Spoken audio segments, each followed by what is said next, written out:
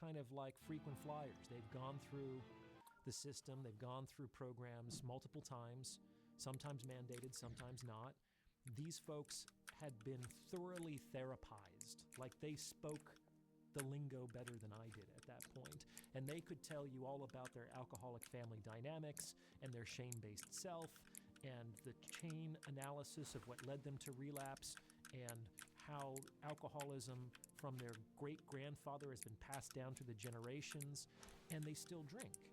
So it's like these folks were sufficiently aware both of their vulnerability factors and the mental processes that lead them to drink and relapse, and yet they continue to do so.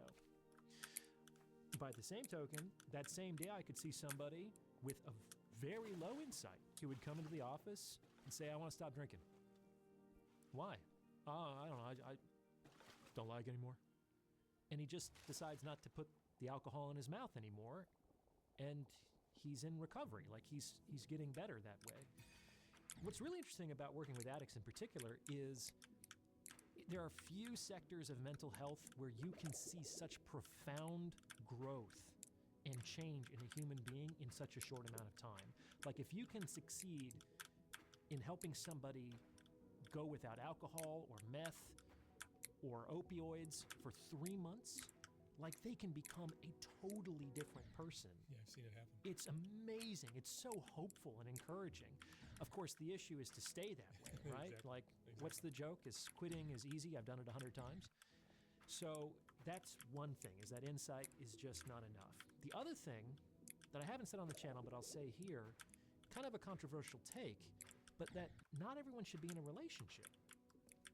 Not everybody's ready to be in a relationship.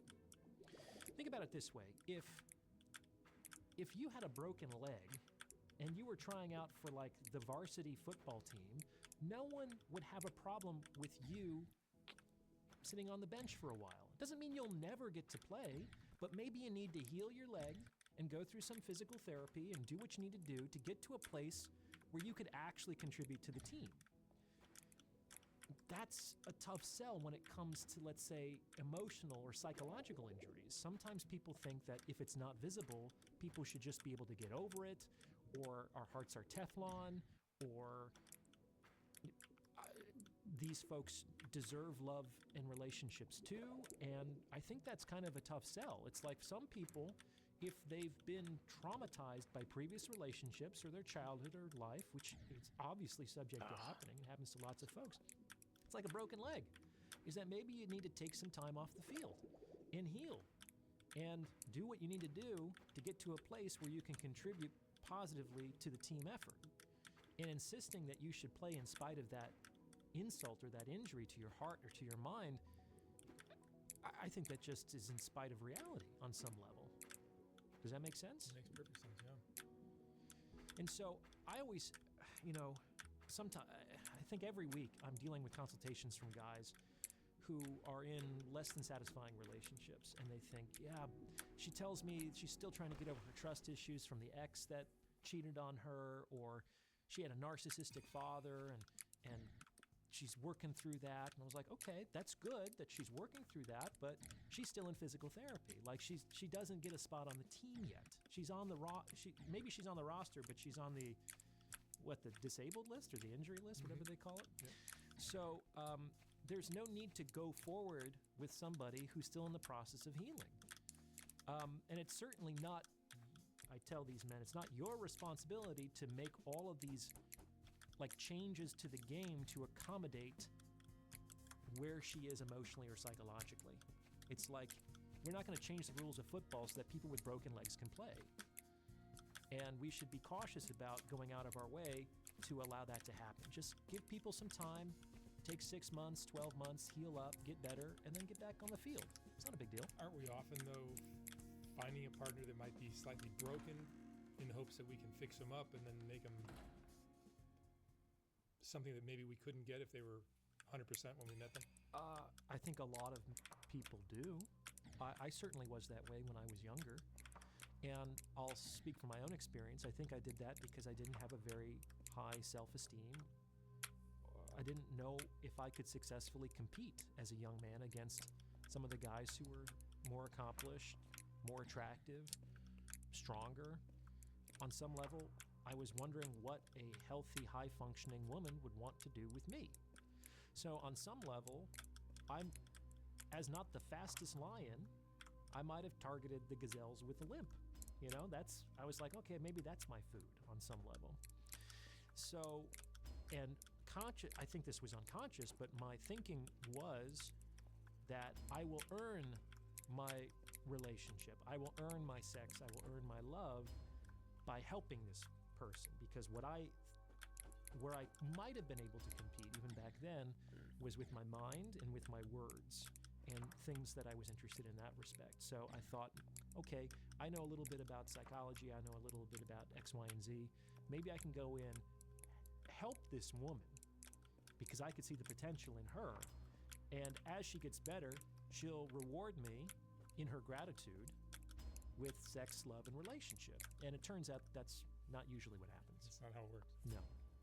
So I've discovered that as I've become more authentically confident and with a good measure of self-worth and a sense of my own self-efficacy, I don't do that anymore. But I think a lot of people unconsciously believe that they're not enough, and so they target partners, consciously or not, that are also deficient in some way and expect them to be grateful for doing so. You see people in your private practice, you also are living in this world of relationships and everything else that we're dealing with in life. How many people are happy in their romantic partnerships? I don't know, man. That's a tough one. It's like we know outcomes about like marriage, that 55% of all marriages end in divorce. It's only 40% for first marriages only, but 55% overall. Because if you get divorced once, you're more likely to get divorced again. But that doesn't necessarily mean that the people who stay together are happy, nor does it mean that the people who separated were unhappy. Like, I think that's obviously the case in some instances, but I think it's a bridge too far to just make that assumption. I can speak from my own personal experience, having been personally invited into hundreds of people's relationships. I can think of maybe one or two relationships, families, marriages, where I would think, oh, this is pretty nice. I could do this. The vast majority of the time, I'm there and I'm like, I don't know how these people do it. Like, I could not handle this. And that's okay. I don't have to, right? But I don't know. I think in general, people aren't very happy. And it doesn't seem like a relationship makes you happier. We sure are convinced that it will, though. We try so hard. Yeah, people often think like a romantic, that kind of relationship can make you happier. It can. You chase it until you are exhausted, and you chase it some more. A lot of people do that, yeah. I think we need relationships. Like, a life without relationships would be very hard. I think Aristotle said that only a beast or a god could live outside of society. And society is formulated of relationships. Like, you'd have to be so self-sufficient and independent that you would need nobody, which would make you, I don't even know what it would make you. Or you're just half feral. So most of us need relationships. And they are potentially a great source of our meaning and satisfaction. They don't have to be romantic relationships, though. I think friendships are actually more important than romantic relationships in many respects. But we sure do value the romantic ones more. Well, we seem to. Sure. They're fun, too. So many of these kind of relationship gurus, which I'll lump you into, that group, they seem to focus on how women are aiming for these guys that are the most alpha, or the most successful, the most attractive, the most all that. But and you and I have talked about this I think at dinner once, where I think there are women who, probably because of some subconscious thing that they believe about themselves, will aim low. They will not go for a guy who is the most attractive, the best candidate for a good life. a lot of women learn to aim lower. I don't think they aim low, but many of them learn to aim lower. Because you're right, it's in the beginning, like ever since high school, most women, it's like there's cliquishness and faddishness about which guys are hot and which guys are not. And even in high school, there was like 3 guys of the entire class that it seemed like 90% of the girls were swooning over, right? And that doesn't change all that much, especially according to the research. It seems like the vast majority of women are all kind of looking at the top, let's say 15% of men. That 90% of the women were into? Is that what you said? Yeah. Certainly, like for example, revealed preferences on dating apps. Yeah. And some guys hear that and they despair, but I don't believe that that's justified because the top 15% of men is constantly being renovated. Like, it's very hard to be in that top echelon indefinitely. And the men who were there 30 years ago likely are not there today. Do you see? So you get a moment if you play your cards right, you get a little lucky and you work pretty hard. Just like women, it's like they're most attractive in a season on some level. And men can kind of even the odds through hard work and dedication and a little luck over decades potentially. So I don't think men need to hear that stat and think it's never going to happen to me. I certainly, when I was younger, didn't think that I would be where I am today. Life is long and mysterious. Why am I not lining my shit up? So what often women learn, though, is that those attractive men are awash in optionality. And the research also is pretty clear that men enjoy and pursue casual sex more often than women do. And so a lot of men who are in that highest echelon, who are getting a lot of female attention, I mean, why stop the buffet, as it were? It's like, why settle down with any one woman, especially now when everything's kind of coming in hard and fast, as it were? So that might not be an issue for a younger woman, but eventually most women seem to want to have a family, and they might eventually despair of being able to get that from the most attractive man, either because that man sees that woman as exceedingly expensive because of the opportunity cost it would require to devote himself exclusively to her and raising a family with her, or that she's not sufficiently attractive for him to do that. Like, that's the truth of the situation. And so a lot of women understand that, okay, if I really want this, maybe I need to go after a different type of man, a man who is more caring, who's able to provide, who has a stable job.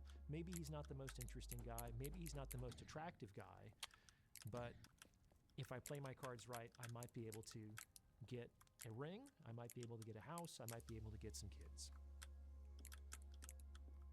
I think what I am referring to is more like one of the most interesting things I've heard. I've done like over 8,000 interviews, and this to me was the most mind-blowing thing I'd ever heard. Phil Messing, who is a New York Post reporter, he did a talk with Pete Panuccio, who is a homicide detective in New York, and they did a talk about some of the big homicide cases in New York. And Phil was talking about going to interview a death row inmate, and there's certain hours where they are allowed visitors. And he said it was the most fascinating thing to go during those visiting hours. And here, the way he described it, was a lineup of tens of women. No kidding. That are here for their death row daddy. Wow. And it's like, what the You should fuck? make a documentary about that. No, but that's kind of what I'm talking about. These women could probably get anybody they want, but they're looking for this guy who's locked up, never getting out, jobless, moneyless, just crazy. That kind of behavior. Or serial killers even that have targeted women. Yeah, multiple times. Or women that like look for inmates. You know, they become pen pals, and I've done a couple of those.